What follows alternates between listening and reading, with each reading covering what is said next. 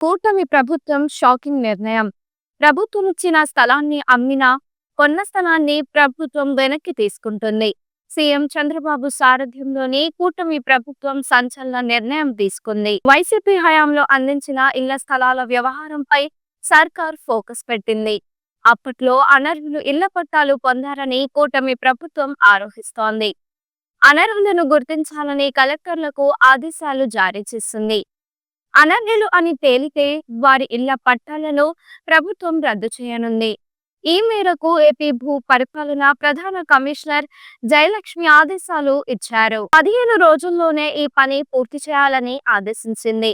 అయితే ఇళ్ల పట్టాల రద్దుకి ప్రభుత్వం ఎక్కువ గడువు ఇవ్వకపోవడం సర్వత్రా చర్చనీయాంశంగా మారుతోంది. ఈ తరుణంలోనే ఇళ్ల పట్టాలు పొందేందుకు తమ అన్ని అర్హతలు ఉన్నాయని లబ్ధిదారులు నిరూపించుకోవాల్సిన పరిస్థితులు నెలకొన్నాయి. అందుకు సంబంధించి చూపాల్సిన అర్హతలు, పత్రాలు, ఐడీలు, ధృవీకరణ పత్రాలను కలెక్టర్లకు చూపించాలని అధికారులు చెబుతున్నారు.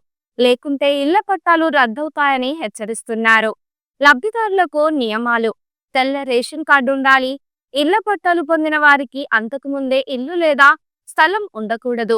ఇన్కమ్ ట్యాక్స్ చెల్లిస్తూ ఉంటే ఇంటి పట్టా రద్దు చేస్తారు. కారు లాంటి 4 చక్రాల వాహనం ఉంటే ఇళ్ల స్థలం రద్దు చేస్తారు. కుల ధృవీకరణ పత్రం: కుటుంబంలో ఒకరి కంటే ఎక్కువ మందికి పట్టాలు ఉన్నా ఒకరికి మాత్రమే ఉంచి మిగతా వారికి రద్దు చేస్తారు. మ్యారేజ్ సర్టిఫికేట్ ఉంటే అందరికీ వర్తిస్తుంది. ప్రభుత్వం ఇచ్చిన స్థలాన్ని అమ్మితే వారికి రద్దు చేస్తారు. అమ్మిన స్థలాన్ని ప్రభుత్వం వెనక్కి తీసుకుంటుంది. ఈ ప్రశ్నలతో కూడిన ప్రశ్నావళిని ప్రభుత్వం రెడీ చేసింది. దీని ఆధారంగా అధికారులు లబ్ధిదారులను పరిశీలించనున్నారు.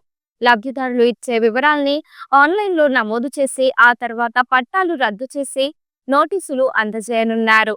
వైసీపీ పాలనలో కొంతమంది అర్హత లేకపోయినా ఇళ్ల పట్టాలు పొందారని, కొన్ని ఇళ్లలో 2 లేదా 3కి కూడా ఇళ్ల పట్టాలు ఉన్నాయని ఫైర్ అవుతున్నారు. అలానే చాలా మంది పట్టాలు పొంది ఆ స్థలాన్ని ఇతరులకు అమ్మేశారని కూడా విమర్శలు